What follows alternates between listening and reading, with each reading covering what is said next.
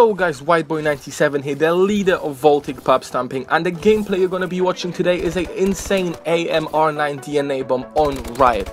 The gameplay is by Sinner, so make sure to drop a like and a comment for him because it took him time to get this gameplay. But since he's using probably one of the worst SMGs in Advanced Warfare, actually not probably, he's using the worst SMG in Advanced Warfare, I decided to talk about worst SMGs in Call of Duty's history.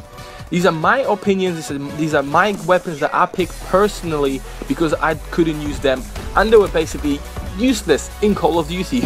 So anyway, let's begin. The first weapon I want to talk about is a SMG from Call of Duty Ghosts and it's the K7. K7, it looked really interesting, it had an integrated silencer, but this thing was a hit marker machine. It was always outgunned by Vector and the MTAR.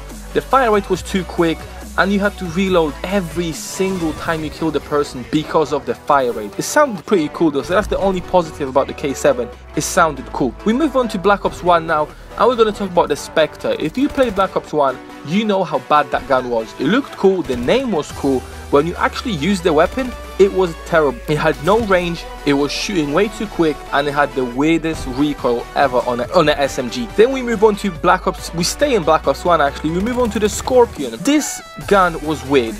It had, again, no range. Black Ops 1 was mainly dominated by assault rifles, so a SMG with no range was basically not a good thing.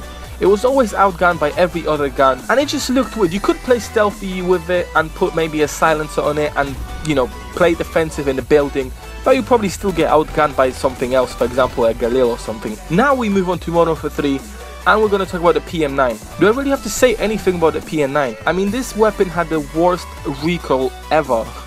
It was shooting way too quick and it had bad range. The iron sights on it were disgusting.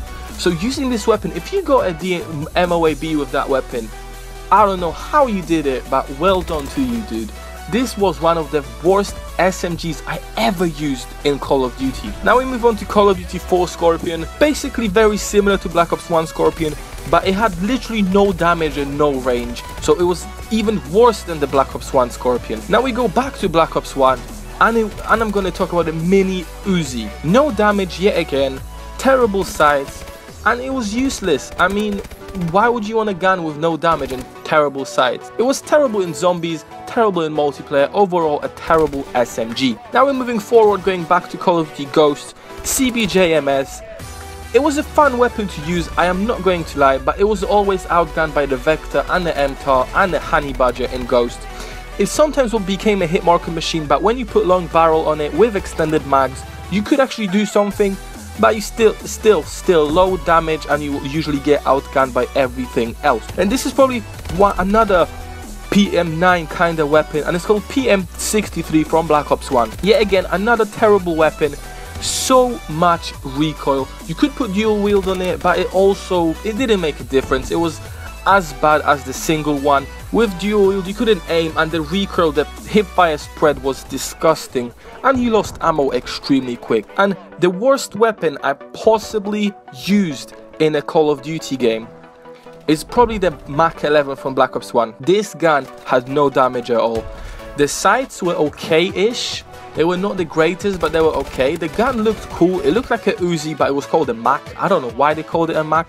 Mach 2 I think it was called. It had no damage, it had no recoil, which was the good thing, but it had no damage and no range, which, you know, it completely eliminates the point of an SMG, because even if you run in a building at close range, you will still not pick up your kill. That weapon would be more useful if you could throw it at someone rather than shoot it.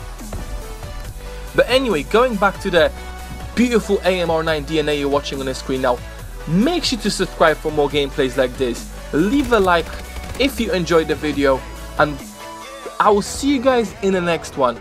Bye.